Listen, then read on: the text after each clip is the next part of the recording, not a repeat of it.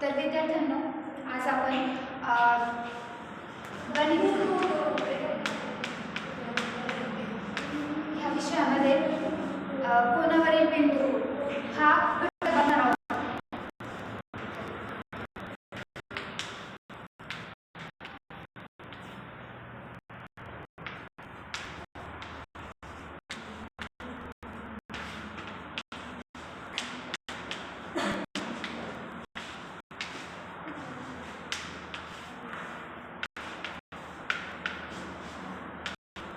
आपल्या सगळ्यांना माहिती आहे की कोन म्हणजे काय.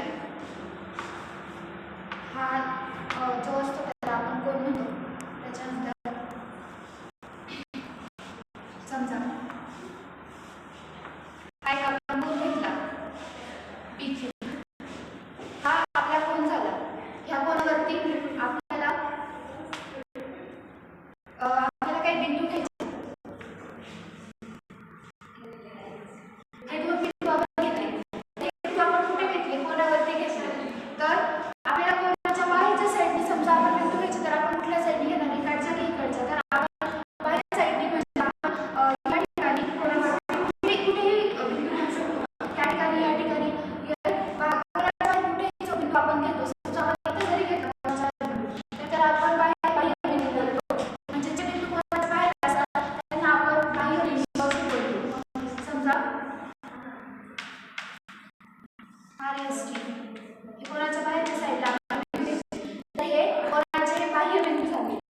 त्याच्यानंतर आपण जे बिंदू घेतले होते त्यांना आपण नाव C आणि D. तर हे बिंदू कुठे झाले? कोनावरती झाले. हे बिंदू कोनावरती घेतले त्याच्यामुळे आपण त्याला कोनावरील बिंदू असे बोलतो. त्याच्यानंतर आता ही झाली कोनाच्या बाहेरची बाजू. त्याच्यामुळे आपण कोनाच्या बाहेर जे काही बिंदू घेतले त्याला आपण बाह्य बिंदू असे बोलतो. आणि जे बिंदू आपण कोनावरती घेतले त्याला आपण कोनावरील बिंदू असे बोलतो. आणि ही झाली कोनाच्या आतली बाजू. म्हणजे ही बाहेरील बाजू, ही कोनावरील बाजू आणि ही कोनाच्या आतली बाजू. तर कोनाच्या आतमध्ये जे बिंदू घेऊ, इथे कोनाच्या आतमध्ये कुठे आपण जे बिंदू घेतले त्याला आपण आंतरबिंदू असे बोलतो. समजा आपण हे 3 असे बिंदू आपण कोनाच्या आतमध्ये घेतले, तर त्याला आपण नाव द्यायचं A, B, C. हे 3 बिंदू आपण कोनाच्या आतमध्ये घेतले त्याच्यामुळे त्याला आंतरबिंदू असे देखील म्हणतात. आता मी तुम्हाला उदाहरण सांगते. समजा माझ्या हातामध्ये हे काही खडू आहे आणि आपण काय केलं, हा समजा माझ्या हाताचा कोन झाला, तर आपण काही खडू खाली टाकले आणि काही आपण माझ्या हातात ठेवले. तर माझ्या हातात आहे,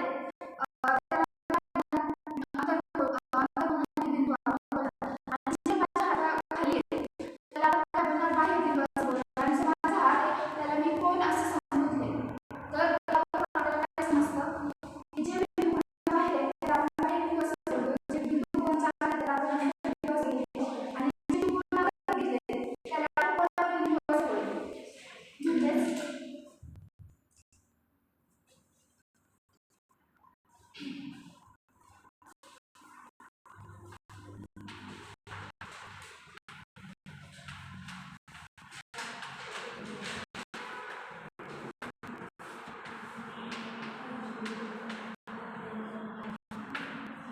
अंतर्भागातील बिंदू, अंतर्भागात जे बिंदू येतात ते बिंदू A, B, C हे झाले अंतर्भागातील बिंदू.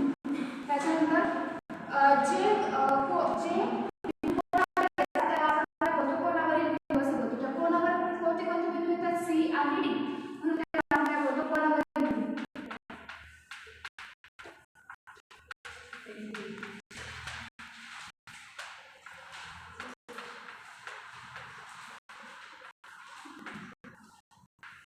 तर आपले कोनावरील बिंदू आहे C आणि D. त्याच्यानंतर आपण जे बाह्य भागावर जे बिंदू घेतले त्याला आपण बाह्य भागातील बिंदू असे देखील म्हणतो. त्याच्यामुळे